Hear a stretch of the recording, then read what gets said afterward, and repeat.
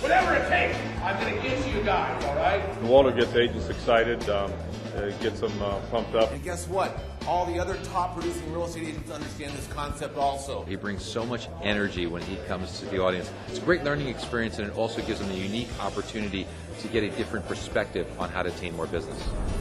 Thank you very much for reviewing our interactive CD and marketing kit. We love this business, and we'd love to play a part on your educational team. We know that we can change the lives of your attendees. Thank you again for thinking of Walter Sanford. Everyone has a different story of how they became involved in real estate. Like his real estate career, Walter Sanford's start into real estate was a bit extraordinary. See, when I was 16 years old in California, get this magazine called Popular Mechanics. In the back, there was this advertisement for oil and gas lease lottery, run by the federal government, U.S. federal government, where you could actually win by lottery oil and gas leases where the government didn't think there was any oil and gas on them. And they put them up for lottery. Atlantic Richfield had an equal chance of winning these untapped oil and gas lands as private citizens, and it cost $20 for a lottery ticket. Well, I didn't have $20. So I mowed a few lawns, borrowed $10 from Dad, threw in my $20. I'm 16 years old, so I promptly forgot about it. Until about 4 months later, a guy from Roswell, New Mexico, flies up unannounced to my little home in Pasadena, California, my parents' home. And I came to the door, and he said, "Son, are you Walter Sanford?" I said, "Yes, sir." He said, "Son, you've won an oil and gas lease in Campbell County, Wyoming."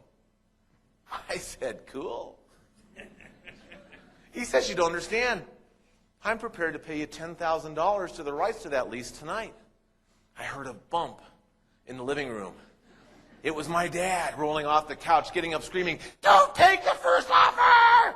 First piece of business advice he'd ever given me. He runs to the front door, shoos the guy away, tells him we'll get back to him later, goes ahead and hires a service to find out who owns oil and gas leases around this lease. Atlantic Richfield happened to be one of them. He contacted them, said, "Hey, we got this lease won by the federal government. Are you interested in acquiring more area around your leasehold?" They said yes. He said, "How much?" They said, $36,000. Oh my God. What does a 16-year-old do with $36,000, you guys? Southern California. What's my only desire in my life? Oh, yeah, 2 desires. What's the second desire?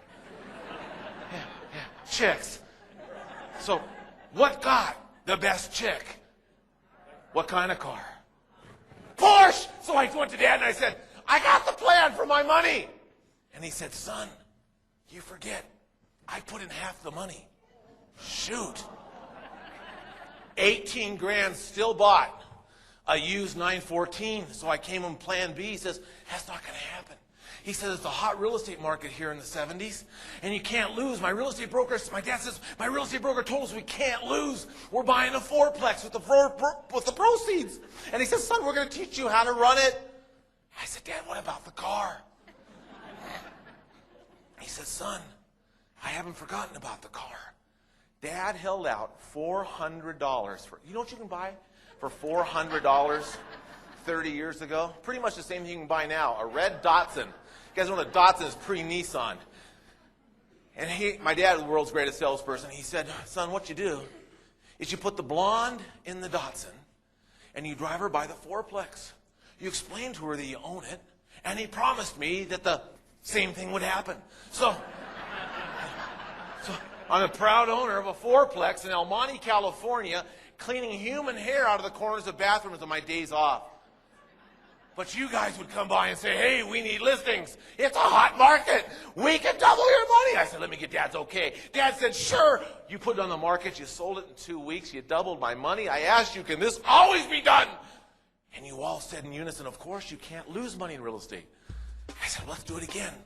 Many multi-million-dollar real estate investments and many cars later, Walter soon realized how real estate can be a fickle friend. Oh, there is nobody bigger than me. Forbes magazine's doing articles on young, self-made millionaires in Southern California.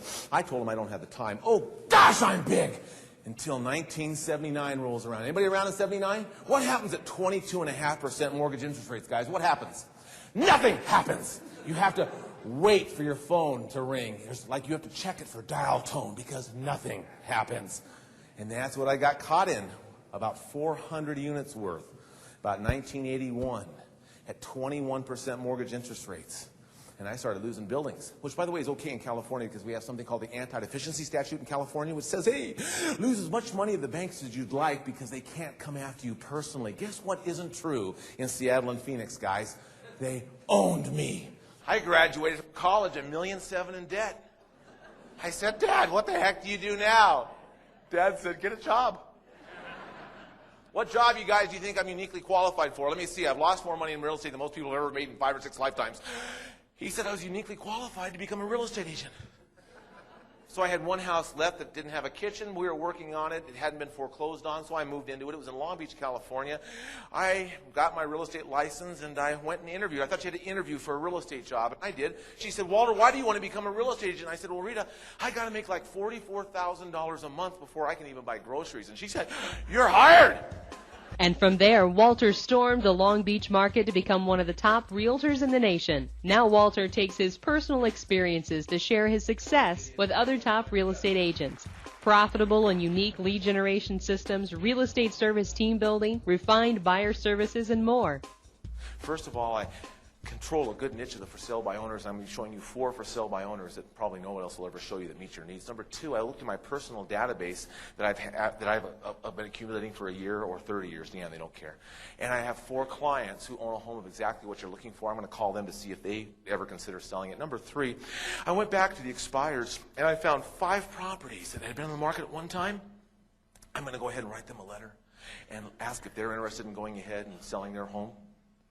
And number 5, I have an office meeting at my office here every Wednesday morning, and sometimes people go ahead and announce listings that haven't hit the MLS yet. By 11 o'clock, I'll be calling you about all of our office listings that haven't hit the MLS. Next, Mr. Johnson, I'm going to be sending out a postcard announcing the fact that I have you and Mrs. Johnson as new pre-approved buyers, and I'm going to be sending to the area that you want to buy and looking for people. Rates are low, markets are up. Rates are high, markets are down. Whatever the market, Walter has experience selling real estate in it. Listen to this really carefully, because it will come. Does everybody have business cycles? Do you think the next 5 years are going to be as good as the last 5 years? I'm going to almost promise you that they are not. Okay? We've had 20, 30, 40% run-ups in prices in the last 5 years, maybe even more. And properties being fueled by a 5.5% fixed loan. I don't think that can stand there forever like that. And the minute the rates go up, what's going to happen? It's going to be a natural slowdown. Building your business so that you can actually have a life is a concept that most agents find unable to achieve. They told me when I first got in the business that you should be doing open houses. So I'm sitting there about my 4th week in the business, like a spider in a spider web, waiting for people to kind of happen in so I can like pounce on them. And so I can remember this guy. He's like the 4th guy that comes in on my first open house. He says, and I'm missing my F words: family, faith, fun, fitness, friends, all the things I usually do on Sunday. I'm a little mad that I'm there, and he comes in and he goes, hey, I could have bought this house for like $11,500 in 1946. I snapped.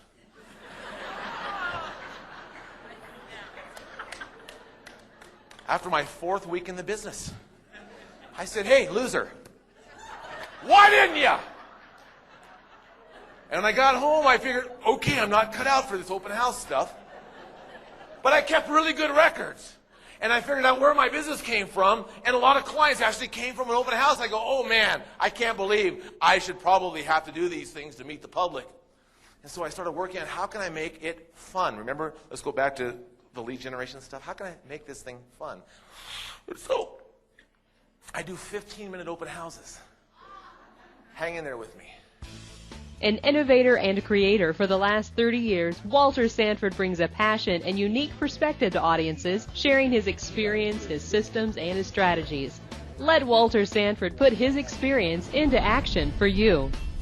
I took more notes today than any other time with any other speaker. Walter's presentation was chock full of helpful and useful information, and I believe I can take back and utilize in my business.